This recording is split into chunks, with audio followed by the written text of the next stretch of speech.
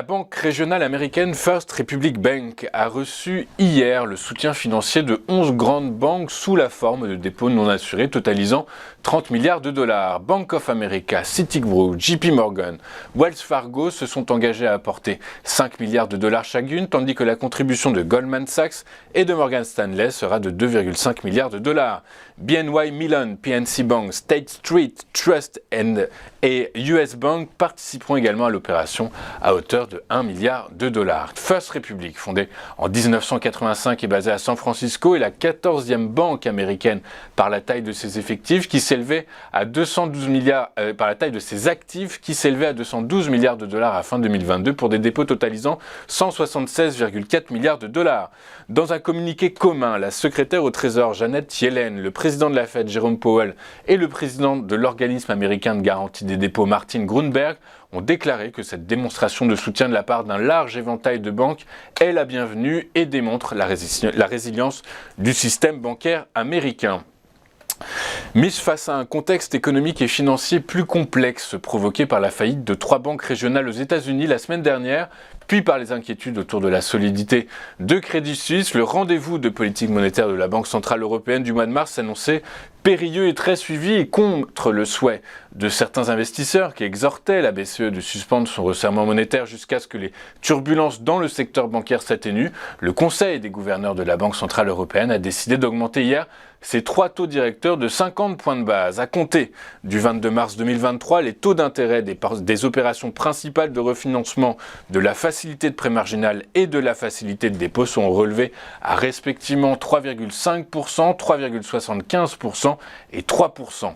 Avec cette 6e hausse de taux depuis juillet 2022, l'augmentation cumulée atteint désormais 350 points de base. En effet, la BCE ne voit pas, selon ses dires, la hausse des prix retrouver la cible de 2% avant 2025. Stoïque, la BCE est donc restée droite dans ses bottes, mais elle a tout de même tenu à rappeler que les banques de la zone euro sont solides et qu'en cas de besoin, elle pourrait utiliser les TLTRO, ce mécanisme de prêt ciblé de long terme, offrant aux banques des conditions de financement favorables. Enfin, pour être complet, rappelons que quelques heures après la conférence de presse de Christine Lagarde, la Confédération européenne des syndicats a dénoncé une décision imprudente, susceptible de provoquer une récession économique, selon ses dires. Stupeur et tremblement en France. Finalement, après plusieurs hésitations et pas moins de 4 réunions en moins de 24 heures, Emmanuel Macron a décidé de recourir à l'article 49.3 de la Constitution pour faire adopter la réforme des retraites, et ce donc sans le vote des députés. C'est la 11e fois qu'Elisabeth Borne a décidé d'engager la responsabilité de son gouvernement devant l'Assemblée nationale. Dans la foulée, le Rassemblement national doit déposer une motion de censure, tout comme le groupe des députés indépendants Lyot, qui souhaite une motion transpartisane. Mathilde Panot, patronne des députés de la France Insoumise à l'Assemblée, a aussi assuré qu'elle irait avec d'autres groupes déposer une motion de censure. Une fois déposées, ces motions ne peuvent pas être débattues avant 48 heures, soit pas avant dimanche prochain. Regardons maintenant ce qu'il s'est passé sur les principales places boursières de la planète hier. Les marchés financiers européens ont fini la journée dans le vert. Les investisseurs rassurés par le rebond de Crédit Suisse et par le discours de la BCE qui reste confiante sur la solidité du système bancaire malgré les turbulences récentes des marchés financiers. À Paris, le CAC 40 a pris 2,03% à 7025 points. Le FTSE a avancé de 0,89% à 7410 points et le DAX s'est offert un gain de 1,57% à 14 967 points. À New York, la bourse a fini en hausse. Les marchés ont été soulagés par les mesures prises par les banques américaines pour injecter 30 milliards de dollars de dépôts dans la First Republic Bank, comme nous l'avons vu dans nos actualités. Le Dow Jones a pris 1,17% à 32 246 points. Le S&P 500 a gagné 1,76% à 3 960 points et le Nasdaq Composite a bondi de son côté de 2,48% à 11 717 points. La bourse de Tokyo a fini en hausse ce matin dans le sillage de Wall Street, soutenu par les valeurs bancaires et électroniques. Le Nikkei s'est apprécié de 1,2% à 27 333 points. À Paris, Tous les secteurs ont été recherchés sauf les télécoms qui ont pâti de la hausse des rendements obligataires. Le secteur a cédé 0,07%.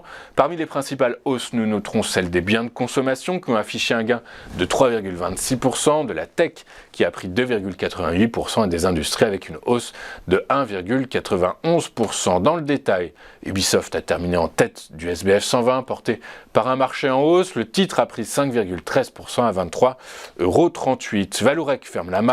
Le titre du spécialiste des tubes sans soudure a perdu 1,73% à 11,10 €. Les rendements des taux souverains ont été portés par les annonces de la BCE. Le 10 ans allemand a pris 16 points de base à 2,27% et le 10 ans français s'est apprécié lui de 13 points de base à 2,814%.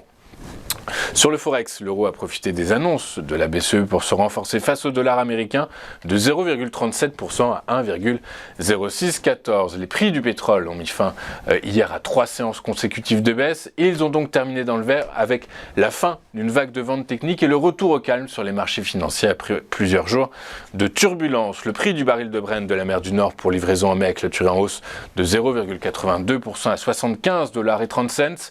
Quant au baril de WTI pour livraison avril, il s'est apprécié lui de 0,8% à 68,88 $. Enfin, sur le marché des monnaies virtuelles, les crypto-monnaies ont bénéficié des turbulences qui continuent de secouer le secteur bancaire américain. À la faveur d'un gain de 2,04%, le Bitcoin est repassé au-dessus de la barre des 25 000 $ à 25 013 $ l'unité. L'Ethereum s'est apprécié lui de son côté de 1,16% à 1675 $ l'unité. Voilà, ce tour de l'actualité est désormais terminé. On va marquer une rapide courte page de publicité. Juste après, nous allons retrouver Antoine Quesada qui va décrypter pour nous une séance à Paris qui sera dans l'expectative des chiffres de l'inflation publiés tout à l'heure à 11 h, mais également rassuré par les craintes qui se dissipent autour du secteur bancaire. A tout de suite sur TF Finance.